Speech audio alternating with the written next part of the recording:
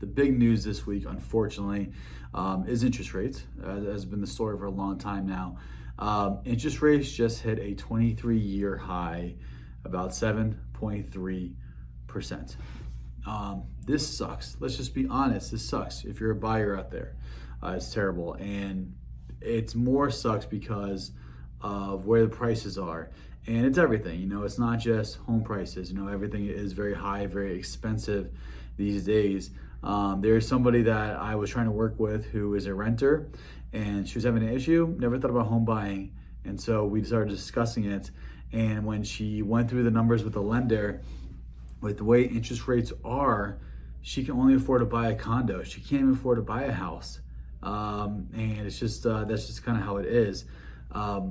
Rates are so high, but the prices of the houses are high. These prices skyrocketed when the rates were so low. It's like a catch-22, right? So interest rates dropped so low, people were buying and they didn't care what the price was because of how the rates were.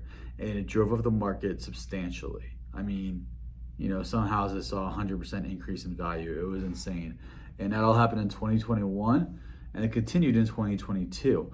And then what we've seen now is, have prices come down a little bit? Yes. And for a while, they lost 2022 gains, but they're still at 2021 numbers when they really skyrocketed when you list a house and you get 20 offers over 2 days. The problem is that we just don't have a lot of inventory.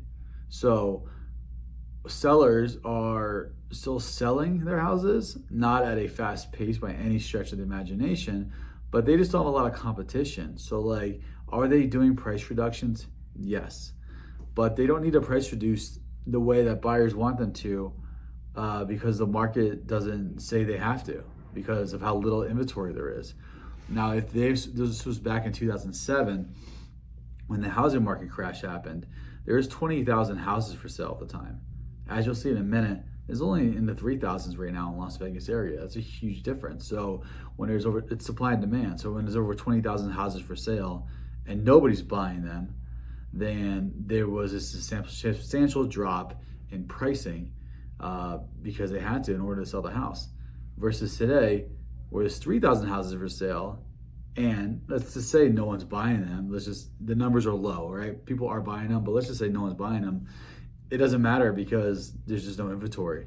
So that's why prices aren't coming down the way they are, even though interest rates are so high. I feel for you guys out there. I really do, because I bought my house in 2017, newly married, one child, one on the way. We wanted to expand, just like many of you out there.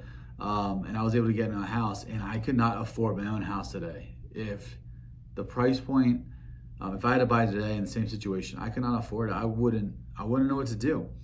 Just like many of you, I'd probably be renting. So I really feel for you guys. That doesn't mean it's all doom and gloom. You can afford to buy some of these houses. There are a lot of programs out there that are offering free money that you don't know about it just because people aren't talking about it. I'm not sure why, but there's a program right now that might give you up to $15,000 with basically no strings attached to help you get into a house. So no, not all doom and gloom. If you can afford to buy the house, let's buy the house, because you can get out of your rental situation. You can get into a neighborhood that you might be able to like. If you're not sure, you got to have that first conversation. That's a lot of it. A lot of these people don't think that they can afford to buy the house.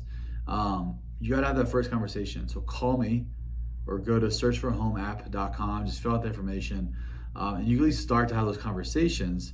So whether it's today you're ready to buy or in the future, whether rates or prices come down to a level that makes sense for you and your family and your personal interest, this way you're ready to go. So there's no point, no harm, no foul in that.